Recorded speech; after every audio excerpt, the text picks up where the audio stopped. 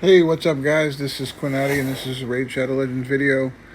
Today, I want to talk about the boosted summonings and why it is not a good idea, and an example of why it's not a good idea. So this is not a times 2 event, which means that you still have the same possibility of pulling legendary and epic champs from voids, ancients, and sacreds. So that's not boosted. The only thing that's boosted is if you do happen to get a legendary, there is a larger chance, times 10 chance, to pull one of these champions from the bottom you see here, from the shards that they indicate. So Savia and Cupidus, Bellinor and Venus, Sinisha, Juliana, Romero, and Skullcrown. Okay? So those are your champions today. And I just wanted to tell you that, first of all, I have all of these except for Zavia.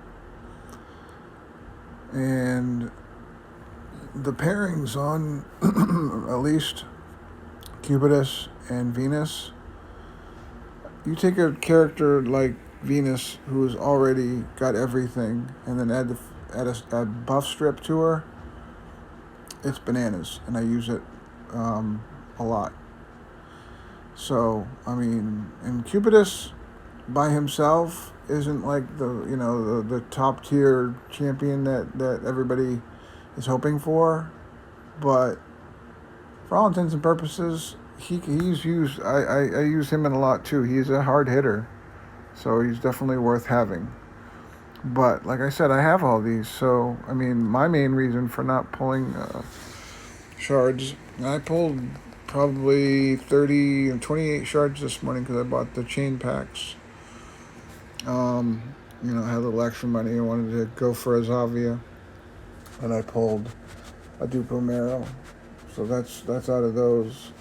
So now my Sacred Shard, I have one of because I got it in my Transcendent chest from the Clan Boss, which, by the way, guys, if you're watching and you're kind of sitting on Nightmare because you're afraid or it's too much work or whatever, I've yet to get a Sacred Shard from a Nightmare chest, so I don't know.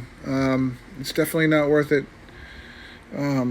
to me to go for Nightmare, but for all intents and purposes, I want my clan to succeed, and I want them to do well. So Monday through Friday, we hit Nightmare. But if on the weekends you're not hitting Ultra Nightmare or trying to get your keys in, trying to get that top Transcendence chest, you're missing out. And that's another part of the game that, you say, I give up before I even try. It takes a little while, but even without the kind of roster that I have, you can do this. So speaking of my roster, I'll just go over it real quick. This is what I have in my main table. This is my characters. You see them. I have quite a bit. I have almost everything, really. And if you go back to what I have in the vault, there's the other half. So there's Cupidus right there. I have Skull Crown. I have all of these things. I mean, I have Benaya, and so I really was hoping that Coronar, if they had Coronar as a times 10 on this one for voids, I'd buy every void pack they got and make myself broke, because I have seen a video where he can solo like basically all of Nightmare and just basically the whole game, but between the two of them. You just have to build them right, and it's a task that I'm up to. But anyways, so that's what I have. Let's go ahead and do this. I'll probably post this up, and I'll have maybe one or two people watch it. But this is an earned shard. This is not a purchased shard. This is a hard-earned you know, resource, and I'm trying for something that I will if I get a legendary, I'm gonna call it right now. I will probably end up getting Cupidus, only because my dupe situation is ridiculous. I mean, I have dupes who people would cry if they saw me pulling them. So, a duplicate Venus, a duplicate Duchess, a duplicate Arbiter, duplicate. Yeah, I mean the list goes on and on. I'm at that point in this account. So me pulling this sacred is just a point to be made, because you can try your hardest, but you still only get a 6% chance. And that's out of 100. So let's go. What could it be? What could it be? And it's a gal cut. Even worse, folks. So there you go. That is the reason why you do not waste your time on pulling during a times 10. That being said, when they've had 2 events in the past, I have gone for them and been, lucky random. That's how I think I got.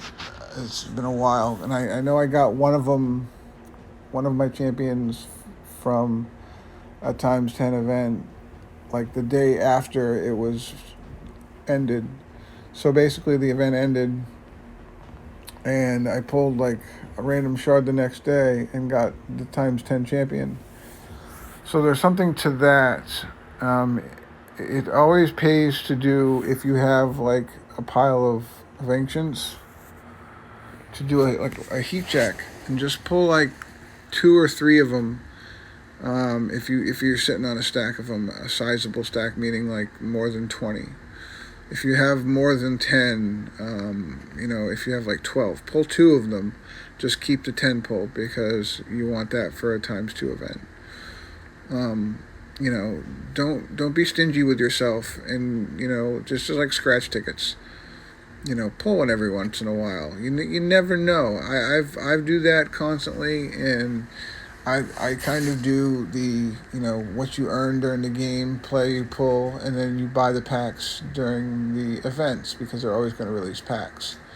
Does it make sense financially? No, but if you're just earning them and you earn an odd amount, pull like 1 or 2 of them during weird times, like right after reset in the morning or at night, or wherever your time zone is.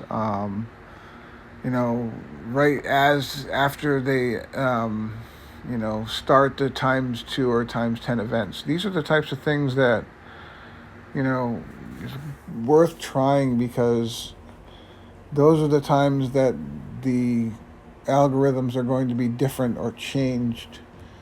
And I have had some really top-notch luck pulling during random times. I mean, it was a non-boosted anything event, and I just randomly pulled a Void Shard, and I got Bellinor. Same thing happened with Rhodos. I don't think it was a boosted summonings chance at all, and I got Rhodos. Sify was not an event character. I have a good size amount of legendaries that I pulled that were not part of any boosted summons. And then, of course, there's a lot of epics and legendaries that, some people have a lot of that I have yet to get, like Madame Cirrus or Miscreated Monster. Those are 2 champions that are epics that I would love to have. And, we can go through the list here. I have every Bannerlord epic. I have all but one, and I don't really want Battle Sage epic from the High Elves. I have all but one, and I don't know why I don't have a Lady of Tessa. I have no idea why I've never got a Lady of Tessa, because I've gotten just about everything else. Only a couple, like I don't have Alika, and I have Sakara. I don't have a Jotun, and I don't have the new cool Sky Touch Shaman. I have a feeling that's going to elude me like Madame Cirrus. But, I don't have all of those, but I have a lot of them. I think I'm just missing not Towering Titan, but Cage Breaker. Cage Breaker, Broadmaw, but I'm not doing the fusion for that one. I have all of the Skinwalkers, which Skinwalkers, by the way, it has some really good champions for faction wars. I have all of the Orcs now. Demon Spawn. Yep, all of Demon Spawn. All of the Undead. I'm missing Luria, Sylar, and Madame Cirrus from the Dark Elves. Probably the most lacking. Miscreated Monster, Kitus, and Deathless. Thought I've gotten a Deathless before.